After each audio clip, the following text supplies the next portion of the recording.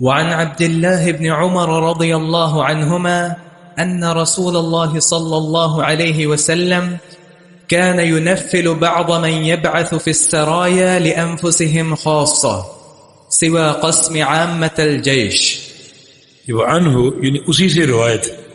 اس سے مراد جو پچھلی حدیث کا راوی ہے وہی اس حدیث کا راوی ہے، اور پیچھے عبداللہ بن عمر کی روایتیں ہی آ رہی ہیں. فرماتے ہیں کہ ان رسول اللہ صلی اللہ علیہ وسلم کان ینفل بعد من یبعث فی السرایا لانفسهم خاصہ، کہ رسول کریم صلی اللہ علیہ وسلم بعض صحابہ کو جن کو ایک لشکر میں آپ بھیجتے سریہ میں، کل بتا تھا کہ سریہ وہ لشکر ہے جہاد کا جس کو اللہ کے نبی روانہ کر دیں کسی کی قیادت میں اور خود اس میں شریک نہ ہو، اور جس میں آپ شریک ہوں اس کو غزوہ یا مغازی کہا جاتا ہے. تو بعض اوقات آپ لشکر بھیجتے اور اس لشکر میں شریک کسی ایک صحابی کو عام غنیمت سے زیادہ حصہ دیتے، لأنفسہم خاصہ، جو ان کے لیے خاص ہوتا، سوا قسم عامت الجیش، اس تقسیم کے علاوہ جو عام لشکر کے لیے ہوتی، اس سے بڑھ کر آپ کسی صحابی کو عطا فرمایا کرتے تھے.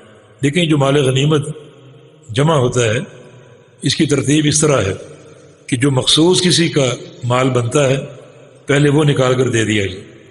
جیسے کل آپ نے پڑھا کہ جو کسی مخصوص کافر کو قتل کرے تو اس کا سامان اس کو دیا جائے گا، تو وہ سامان الگ کر دیا جاتا اور اس مجاہد کو ملتا جو اس کا قاتل ہوتا. اس کے بعد اس مال میں سے خمس نکالا جاتا، 5واں حصہ، جو اللہ کے نبی کا حق کہ اللہ کے نبی صلی اللہ علیہ وسلم اس 5ویں حصے میں جو چاہے تصرف فرمائیں. اور پھر جو باقی مال بچتا یعنی 4 ربع، یہ مجاہدین میں برابری کی بنیاد پر تقسیم ہوتی. اور اس تقسیم کا قاعدہ یہ تھا کہ اگر کوئی فارس ہے گھڑ سوار تو اس کو 3 حصے ملتے، 2 گھوڑے کے اور 1 اس کا، اور اگر کوئی پیادہ اس میں شریک ہے تو اس کو 1 حصہ دیا جاتا.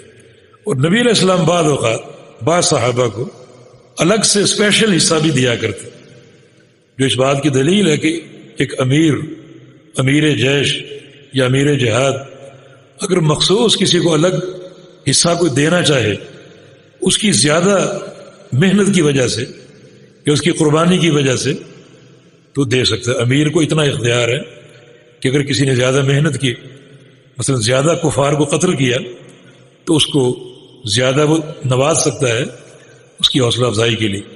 یا پھر بعض اوقات ایک شرط لگا دے کہ اگر آپ نے جہاد میں ایسا کیا تو آپ کو اتنا اضافی ہم دیں گے.